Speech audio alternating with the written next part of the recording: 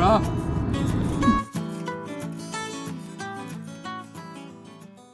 We spent the first 2 days in Seattle hanging out with Erica's cousin Sam, who would be joining us for the start of our trip.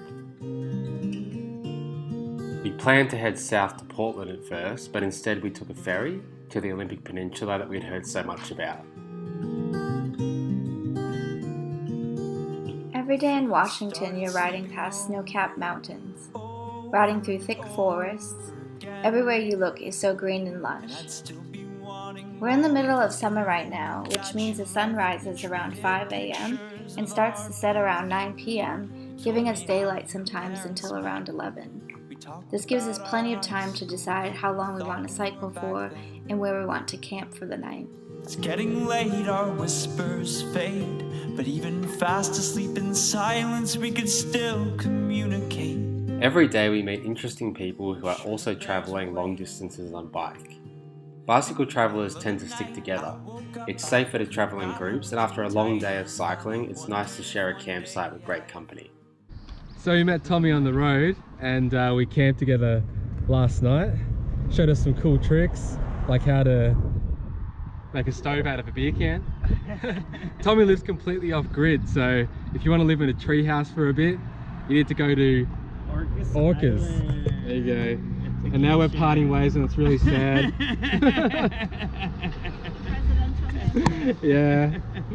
Hopefully we'll catch Tommy again on the road. Yeah, it's been a good ride, but you know, we could always bump into each other in the future, you never know. Exactly. Right? Maybe at a fork in the road. Fall asleep, my heart warm from your body's heat, just wondering how it ever got this. How it ever got this good.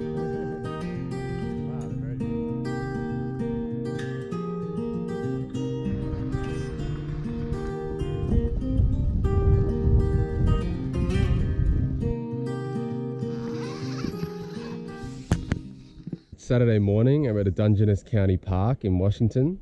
We're just a couple hundred meters from the beach, but as you can see, look at this fantastic forest. Wow.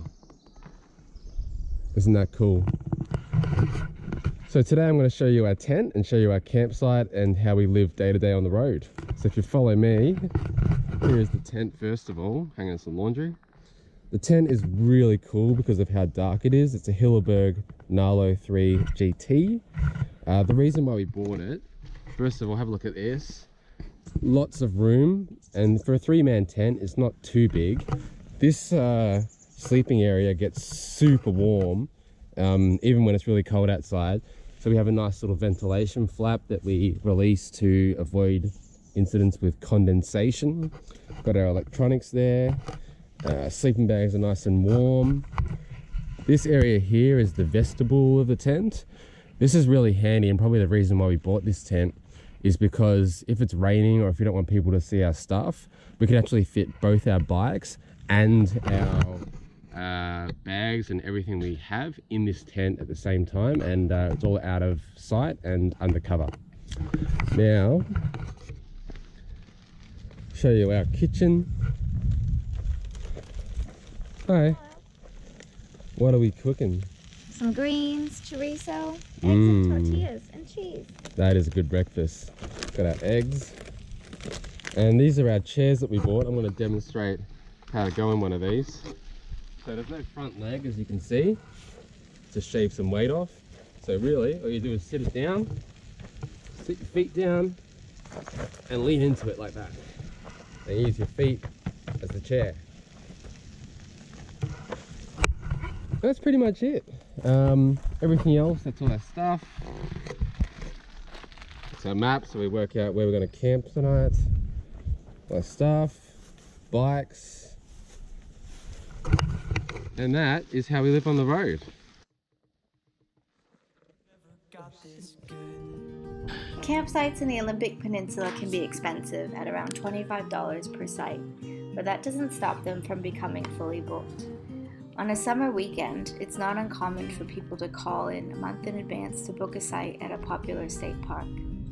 Luckily, many state parks have no problem squeezing us into small hiker-biker sites as we don't take up much space. These can cost anywhere from around $8 to $12. Back all your layers till there's nothing really left. Then we'll trade secret messages. Yesterday, we biked all the way from the ocean up a giant mountain to this beautiful lake here. How good is it? And unfortunately, we have to part ways before you go off on your big journey.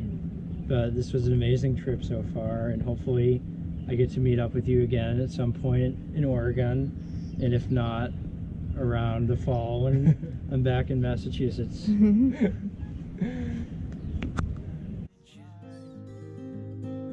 No one else will get, yeah, you're as crazy as a catfish swimming circles in my head. It's getting late, our whispers fade, but even fast asleep in silence we can still communicate. And ain't that great? It was the middle of the night when I woke up, I could not hold you tight enough. I wondered if one day I ever would. I close my eyes and fall asleep, my heart warm from your body's heat, just wondering how. Harrison is from Long Island, New York, and he would end up camping with us for 5 nights and cycling with us for over 200 miles. He's the first vegan bicycle traveller we've met, and everything he cooks looks amazing.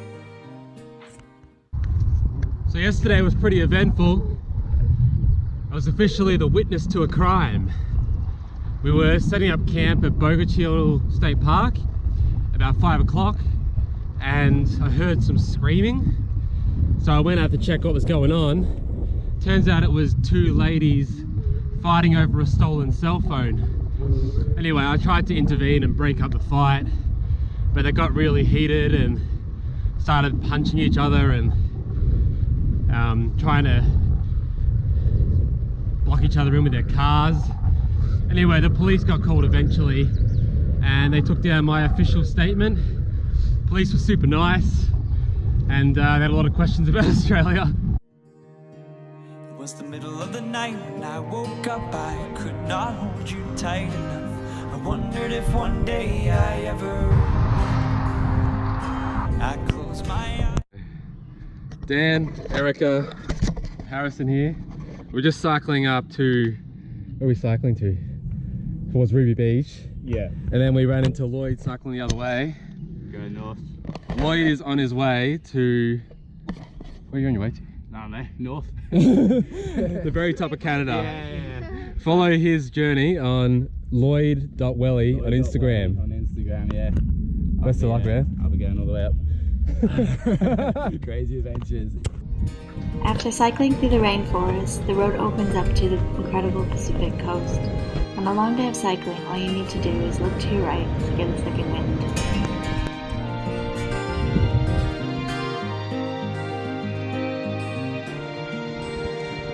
It was the middle of the night when I woke up, I could not hold you tight enough. I wondered if one day I ever would.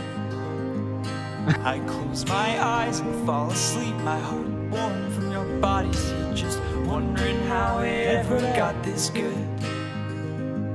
It was the middle of the night when I woke up, thought I could never hold you tight enough. Honestly, I don't think that I will, but I'll keep trying.